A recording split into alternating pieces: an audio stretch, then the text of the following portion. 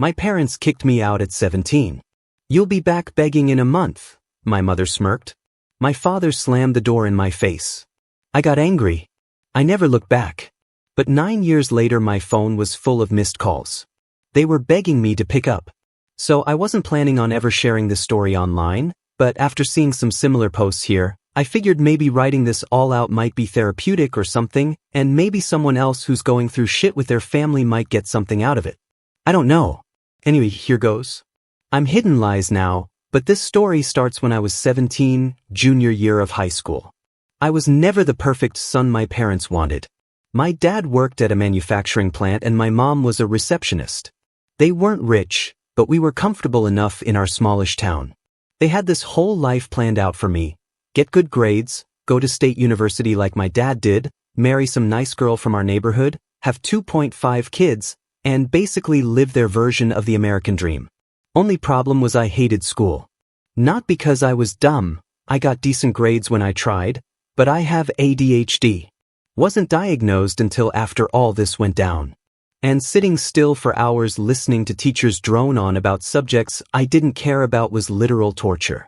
What I did love was working with my hands, building stuff, fixing things. When I was 15, I spent a whole summer helping our neighbor Judah renovate his garage, and it was the first time I felt like I was actually good at something. My parents hated it. Every time I talked about maybe going into construction or learning a trade, my mom would get this pinched look on her face like I just told her I wanted to become a professional dumpster diver. My dad would lecture me about living up to my potential and how people like us don't work with their hands. Looking back, I think they were just obsessed with appearances. They wanted to brag to their friends about their son the college graduate, not their son the blue-collar worker.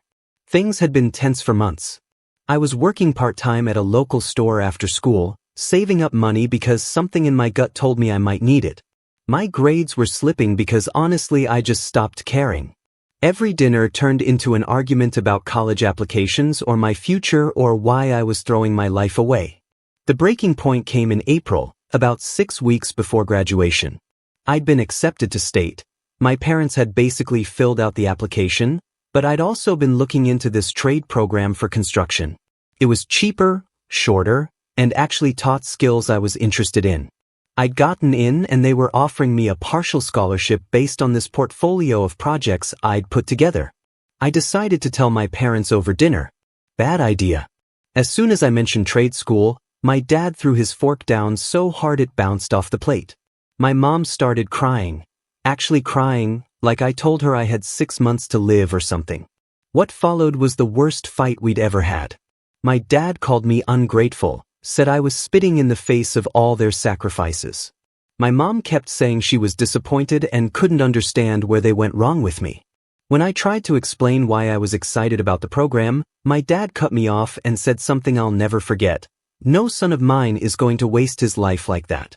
If you're too stupid to see the opportunity you're throwing away, then maybe you're not the son we thought you were." I lost it. Told them I was sick of living my life to fulfill their dreams, that I was almost an adult and could make my own choices, that they never actually listened to what I wanted. We were all yelling at this point. It got ugly. Really ugly. I said some things I'm not proud of. They said worse. Finally, my dad told me if I wasn't going to follow their rules and their plan, I could get out of their house. I think he expected me to back down. I didn't. I went upstairs, grabbed the emergency bag I already packed, told you I had a feeling, and stuffed in as many clothes as I could fit. Grabbed my laptop, the cash I'd been saving, about $1,200, and my important documents that I'd already collected, birth certificate, social security card. Thank God for my paranoia. When I came downstairs with my bags, my parents looked shocked, like they couldn't believe I was actually leaving. My mom started in with, "You're making a huge mistake," and, "You think you know everything at 17. My dad just stood by the door with his arms crossed. As I walked out, my mom called after me, "You'll be back begging in a month. You have no idea how hard the real world is." She had this smirk on her face that just broke something. My dad didn't even look at me, just slammed the door as soon as I was out. I stood on our front lawn for a minute, just kind of numb. It was starting to rain, which felt appropriate. I remember thinking, well, this is some movie-level dramatic shit happening right now. Then I called my friend Corey, whose parents were actually decent humans. Those first few days were a blur. Corey's parents let me crash on their couch, but I knew it couldn't be permanent. I was still in school trying to graduate while figuring out where I was going to live, how I was going to eat, and basically how to be an adult overnight. I couldn't focus on anything. Kept having these moments where I'd suddenly realize, holy shit, I'm homeless. I'd have panic attacks in the bathroom at school. But one thing kept me going, pure stubborn anger. No way in hell was I going to prove my parents right by crawling back. Corey's mom helped me apply for emergency aid since I was technically an unaccompanied minor.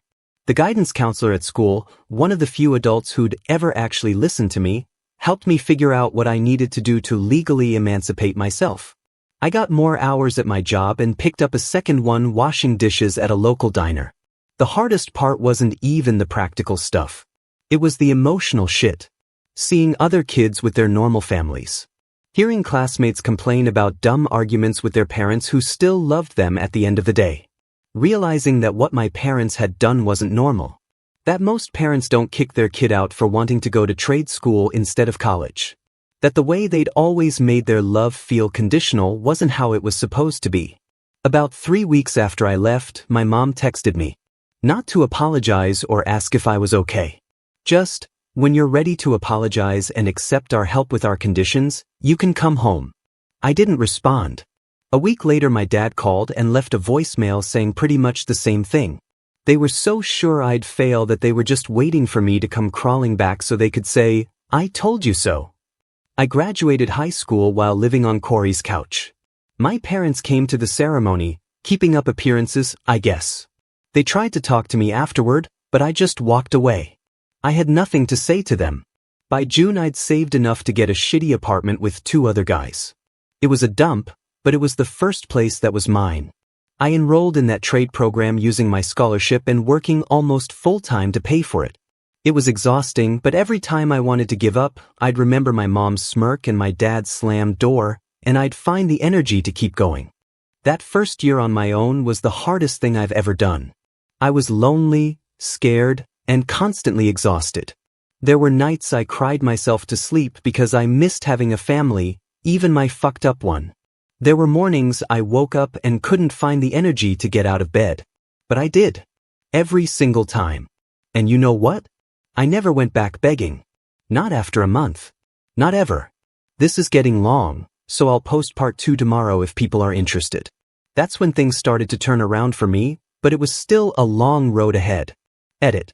Wow, didn't expect this to blow up. Thanks for all the supportive comments. Part 2 coming tomorrow. Update 1. So thanks for all the comments on my last post. Honestly didn't expect so many people to relate to this anyway, picking up where I left off. The first few months on my own were low-key a nightmare. After crashing at Corey's place for those initial weeks, I managed to find this absolute dump of an apartment with 2 other guys. One was this dude Marcus who worked nights, so I barely saw him, and the other was Tyler, who I'm pretty sure was dealing something but minded his own business and paid rent on time, so whatever. The place had roaches that would literally wave at you when you turned on the kitchen light. The shower would randomly go ice cold mid-rinse, nothing like screaming while shampoo runs into your eyes, and the walls might as well have been made of paper. I knew way too much about our neighbor's relationship drama. But here's the thing, it was mine, or at least 1/3 mine. No one could kick me out as long as I paid rent. I was working these 2 garbage jobs, hardware store evenings and diner on weekends. Between that and trying to finish trade school, I was sleeping maybe 4 hours a night. My diet was basically ramen, eggs, and whatever leftover pancake or fries I could snag from the diner. Lost like 20 pounds those first few months, probably looked like a walking corpse most days. The weirdest part was seeing these Instagram posts from kids my age living their best lives, college parties, family vacations, all that normal stuff, while I was trying to figure out if I could skip doing laundry for another week because the laundromat took quarters and I needed those quarters for the bus. My parents tried reaching out a few times, always with the same energy. When was I going to stop this nonsense and come home, accept their help, follow their plan? They never once asked if I was okay, like, hey, your teenage son is living in a roach motel, maybe check if he has food. Nope. Just when was I going to admit I was wrong and crawl back? I remember my dad actually showed up at the hardware store once about 3 months after I left. I was restocking light bulbs when my coworker was like, "Some dude in khakis is asking for you up front." I peeked out and saw him standing there looking so out of place among the paint cans and lumber I hid in the stockroom until he left. Watched him through the window standing in the parking lot for 15 minutes before finally getting in his car. He never came back. Things started to shift about 4 months in. There was this regular customer at the hardware store, Santiago, who was always buying stuff for different project. One day, he needed help finding some specific SN parts, and I ended up not just finding them but explaining exactly how to install them. Even drew him a little diagram. Turned out the guy did renovations and repairs, mostly kitchens and bathrooms. He said I clearly knew my stuff and asked if I'd ever thought about helping him out on some jobs. The money was better than the hardware store, and it was actually related to what I was learning in trade school. Felt like the first actual break I'd gotten since leaving home. Santiago was nothing like my dad. He didn't look down on people who worked with their hands. He took pride in it. Would literally stop in the middle of installing a faucet to show me the right way to set the gasket or why one technique was better than another. For the first time, I felt like someone actually saw potential in me, not just what they wanted me to be. Around the 6-month mark, my parents changed tactics. My mom started texting that she missed me. My dad sent this message saying they were willing to compromise on my education if I moved back home. TBH, it just made me angry all over again. Like, were they seriously expecting me to give up my independence just because they were now allowing me to make some of my own choices? Hard pass. I finished my first year of trade school with decent grades. Turned out I wasn't too stupid after all. I just needed to be learning something I actually gave a crap about. Santiago started giving me more responsibility, better pay. I moved out of the Roach Motel into a slightly better apartment with just one roommate, this nursing student named Aiden, who was nearly as broke as me but at least understood basic hygiene. By 19, I'd gotten my first certification and was making okay money, not Instagram flexing money, but enough to buy actual groceries, pay bills on time, even start putting a little aside. Santiago would recommend me for side jobs on weekends, small repairs, installations, that kind of thing, building a reputation, building a client list. The strange thing about working in people's homes, as you see a lot about how families actually function, I'd be installing a light fixture over here, parents encouraging their kids, praising them for B's on tests, hugging them just because I'd see photos on walls of family vacations, graduation ceremonies, silly moments, normal families that fought sometimes but still loved each other without conditions. It was eye-opening, made me realize how messed up my own family dynamic had been. When I was almost 20, my mom showed up at my apartment unannounced. No idea how she found my address, probably through some mutual Facebook friend. I almost didn't recognize her standing there in my doorway. She looked older. Somehow I let her in because what else could I do? It was awkward AF. She looked around my place with this expression, not quite disgust, but definitely like she was mentally cataloging all the ways my life was inferior to what she'd planned. Asked me these surface level questions about what I was doing, how I was living, then got to the real reason for her visit. My dad had been passed over for a promotion and they were struggling a bit financially. Wanted to know if I could help out. The audacity actually made me laugh. 2 years earlier they'd thrown me out, told me I'd fail on my own, and now they wanted me to help them. I told her I was still establishing myself and couldn't spare anything. She left looking annoyed, like I'd failed some test. Didn't even say she was proud of me for making it on my own. After that visit, I went through a weird emotional patch, started questioning everything. Was I wrong to keep them at a distance? Was I being too harsh? But then I'd remember how they treated me, how they'd never actually apologize, and I'd get angry all over again. My roommate Aiden noticed I was in a funk and introduced me to his friend Lucy, who was studying psychology. She became one of my closest friends and kind of helped me understand what I'd been through was a form of emotional abuse, that the way my parents had always made their love conditional on me, following their exact plan, wasn't normal or healthy. Talking to her helped me work through some of my anger and start healing. By 21, I was doing well enough to move into my own place, just a small one. Bedroom, nothing fancy, but all mine, no roommates, no parents, just me. The day I moved in, I sat on my secondhand IKEA couch and literally cried. Never thought I'd get this far when I was standing on that lawn with my bags at 17. Around this time, Santiago offered me more stable work with actual benefits, health insurance. For the first time since I left home, he was getting more business and needed reliable help. It was a huge vote of confidence and honestly meant more to me than any approval from my parents ever had. Meanwhile, my parents kept trying to reconnect, but always on their terms. They'd invite me to holiday dinners but make pointed comments about my choices. They'd offer help which I never accepted, but with strings attached. Every interaction left me feeling drained and angry. Eventually, I started limiting contact to occasional texts and maybe one visit a year. What they never seemed to understand was that I was actually building a decent life. It didn't look anything like what they'd planned for me, but it was good. I had work I enjoyed that paid the bills. I had friends who accepted me for who I was. I was building something real, something that was mine. By 23, I had completed additional certifications and was Santiago's go-to guy for certain types of projects. We worked well together, and he started talking about bigger opportunities down the road. That was also when I met Lydia. She needed some repairs done in her apartment, and Santiago sent me smart funny, didn't take any of my BS. We started dating, and for the first time I let someone really know me, all the baggage, all the history with my family. Instead of running for the hills, she got it. Her own parents weren't perfect, though nowhere near as controlling as mine, of course.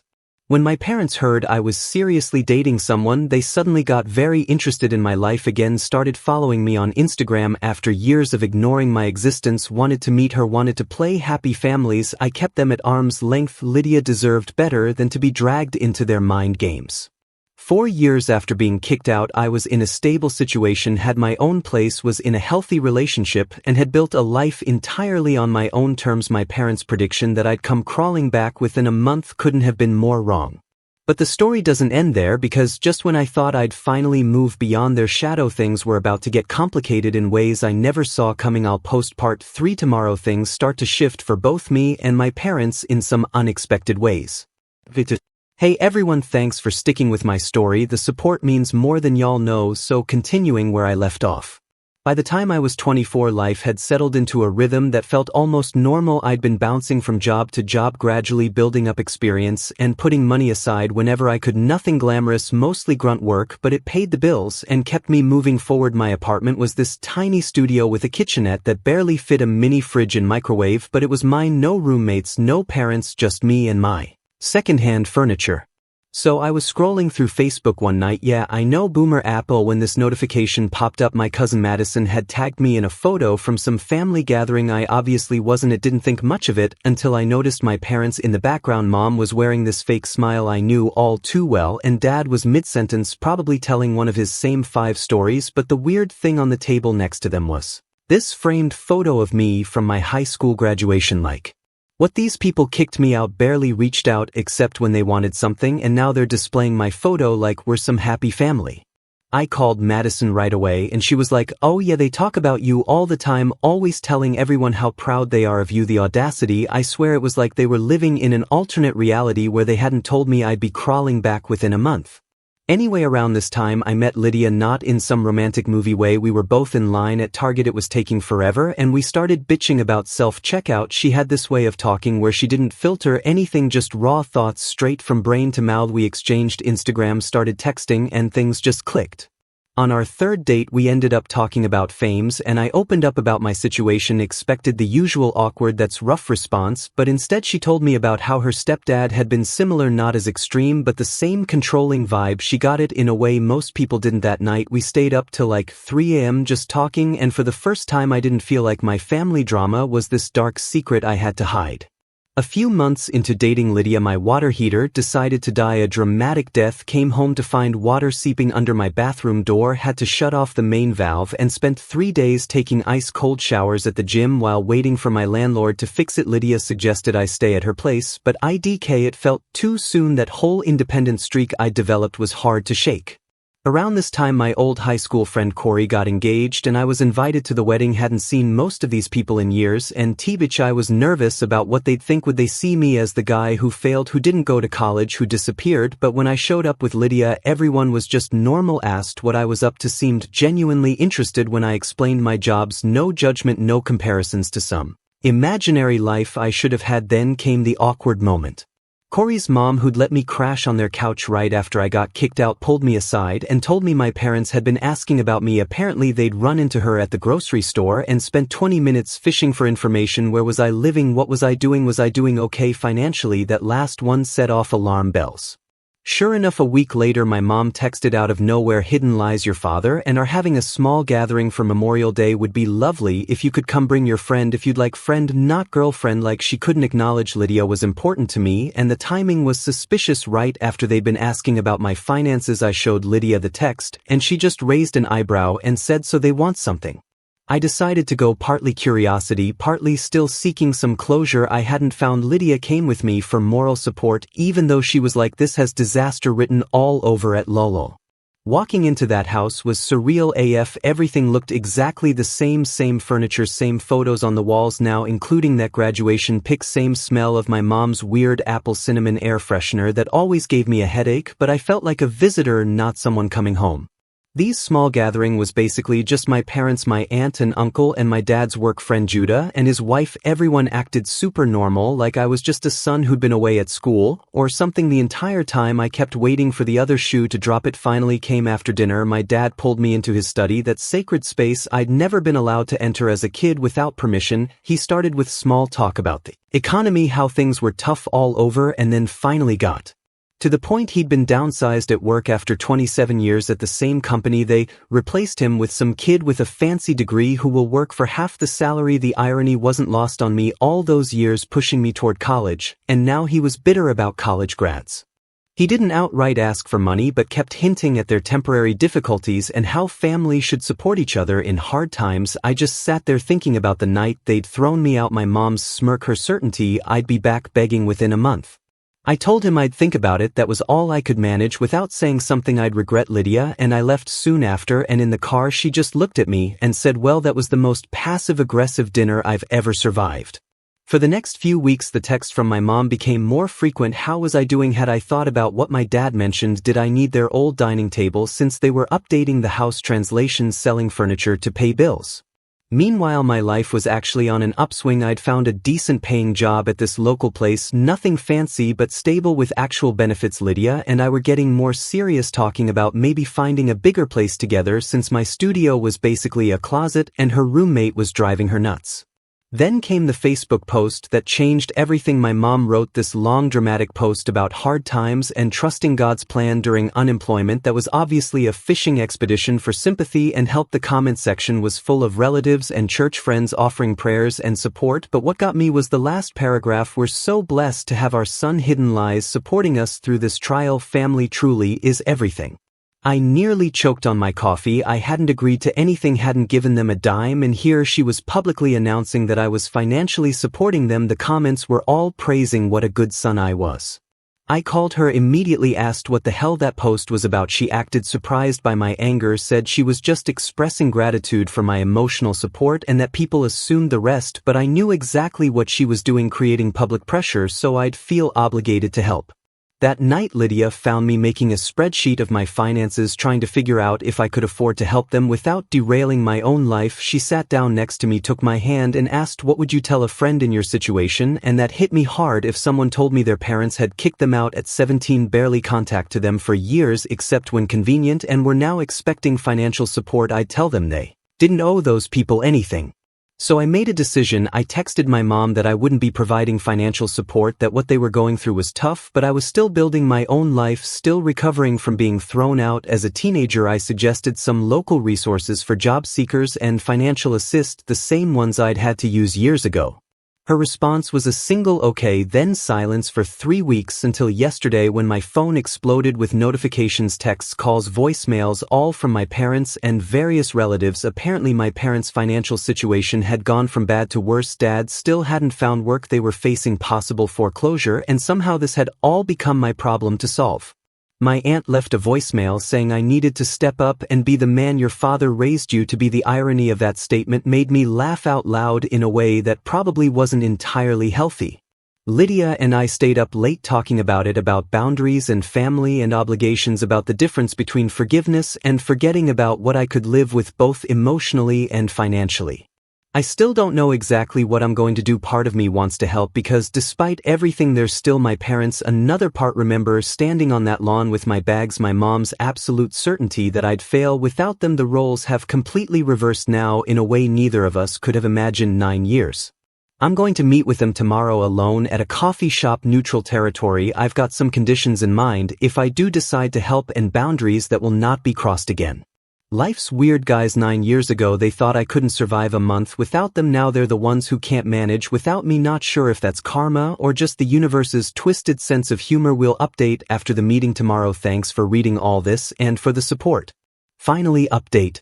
So yesterday I left off with a bit of a cliffhanger. The day before the big meeting with investors, I got a frantic call from my mom. At first I ignored it. Bitch, I was way too busy prepping my presentation and dealing with last-minute stuff, but then she called 4 more times in a row. Then my aunt called, then my cousin. Something was clearly up.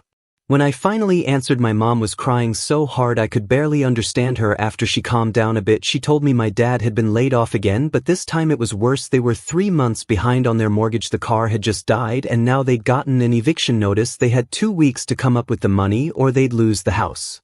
I sat there in my office staring at the wall of awards and certification I'd earned over the years, feeling nothing. No, that's not quite right. I felt annoyed that after everything, after 9 years, they were still pulling this same shit, still expecting me to drop everything and rescue them. And of course the timing couldn't have been worse, right before the most important meeting of my career.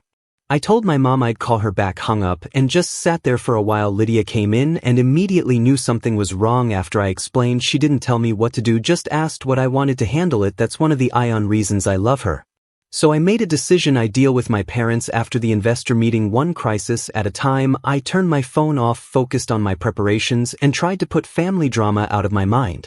The meeting went well, like surprisingly well. The investors were impressed with my portfolio and plans. They asked tough questions, but I'd prepared for them. By the end, they were talking about potentially backing not just this project, but future ones too. It was literally everything I'd worked for since that rainy night when I'd stood on my parents' lawn with nowhere to go.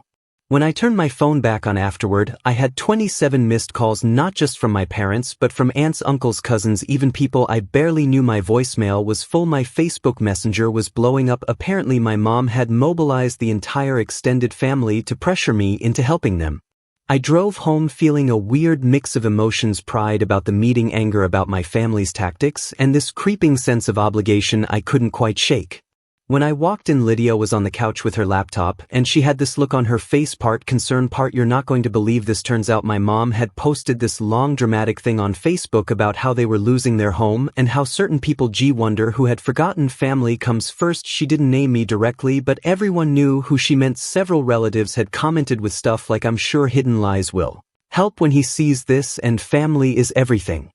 He'll come through." I just stood there reading these comments on Lydia's screen, feeling my blood pressure in with each one. They were trying to publicly shame me into bailing them out after everything they'd put me through. They still thought they had the right to manipulate me like this. I decided right then enough was enough. I was done with the vague boundary, the occasional help, the strained holiday visits. It was time to either fix this relationship for real or end it completely. I texted my parents saying I'd meet them tomorrow at their house, just me, them, and 9 years of unresolved shit. That night, I barely slept, kept thinking about what I would say, what they might say back. Lydia held me and reminded me that whatever happened, we had built a good life together, that no matter what went down with my parents, I had a family, now her friends, of people who'd actually been there. I drove to their house the next morning feeling calmer than I expected. Their neighborhood hadn't changed much since I was a kid, but their house looked smaller, shabbier. The paint was peeling, the lawn needed mowing, the flower beds my mom used to obsess over were full of weeds. It was like seeing the physical manifestation of their decline. My dad answered the door. He'd aged so much in the past few years, thinner, grayer, shoulders permanently stooped, like he was carrying something heavy. He didn't say anything, just nodded and stepped aside to let me in. The inside was worse, cluttered, dusty, with that slight smell houses get when basic maintenance starts slipping. My mom was sitting at the kitchen table, eyes red from crying. When she saw me, she started with the whole "thank God you're here, we knew you'd help" routine, not even waiting to hear what I had to say. I cut her off and told them both to sit down. For once I was going to talk, and they were going to listen. I laid it all out: how they'd thrown me out over wanting a different future than they'd planned, how they'd predicted I'd come crawling back within a month, how for years they'd only contacted me when they needed something, how they'd never once genuinely apologized or acknowledged how wrong they'd been. My dad tried to interrupt with the usual excuses. They were doing what they thought was best. I was being disrespectful. They had given me everything growing up. I just held up my hand and kept going. Told them about those first few months after they kicked me out, sleeping on couches, working multiple jobs, crying myself to sleep from exhaustion and loneliness, how I'd had to figure out basic adult stuff on my own because they decided their conditional love was more important than their actual child. My mom started crying again, saying they'd made mistakes, but they were still my parents and family had to stick together. That's when I really lost it. Asked where this family sticks together attitude was when I was 17 and homeless. Pointed out that they only seemed to remember we were family when they needed my help, not when I needed theirs. The conversation went around in circles for a while. They'd apologize vaguely, then immediately follow it with justifications or turn it back on me. Classic narcissist playbook. Eventually I got tired of it and laid out my terms. One, I would help them avoid foreclosure this one time, but after that they needed to downsize to something they could actually afford. Two, they had to take down that manipulative Facebook post and tell everyone that they were working through their financial issues privately. Three, if they wanted any relationship with me going forward, we'd all start therapy together, not for reconciliation necessarily, but for establishing honest communication and proper boundaries, for they needed to understand that my life, my relationship, my choices were mine. Any future support, emotional, financial, whatever, would depend on them respecting that. I expected arguments, guilt trips, the usual tactics. Instead, my dad just looked defeated, like he finally realized he had no cards left to play. My mom was harder to read, kept looking between me and my dad like she was waiting for him to fix this somehow. Finally, they agreed to my terms, not enthusiastically, but they agreed. I wrote them a check for the mortgage back payments on the spot, not because I owed them, but because I wanted to close that chapter and move forward on my terms. As I was leaving, my dad followed me out to the porch. For a second, I thought he was going to try one more guilt trip. Instead, he said something that actually caught me off guard. You turned out all right, better than all right, not how I pictured, but you did good. It wasn't a full apology, wasn't even close to making up for everything, but it was possibly the first genuine thing he'd said to me in years. I didn't respond right away, just stood there on the porch where he'd slammed the door in my face 9 years ago. Finally, I just said I know and walked to my car. In the month since, it's been complicated. They've kept their end of the bargain so far. Therapy is awkward and difficult, but necessary. They're looking at condos and smaller houses. The Facebook drama got cleaned up, small steps. I don't know if we'll ever have the kind of relationship other people have with their parents. Too much water under that bridge, but at least now we're building something based on reality, not manipulation and denial. What I do know is this: that scared 17-year-old kid standing in the rain with nowhere to go, he did all right for himself, built a life on his own terms, found people who love him unconditionally, and eventually he stopped letting his parents' rejection define him. That night, lying in bed with Lydia, I finally deleted all those missed calls from my phone. They'd been living in my notification center for weeks, this digital reminder of my parents' desperation. As I watched them disappear, I felt something I hadn't expected, not satisfaction or vindication, but a quiet sense of closure. 9 years ago, they thought I couldn't survive without them. Turns out they were the ones who couldn't survive without me, and in the end that realization was worth more than any "I told you so"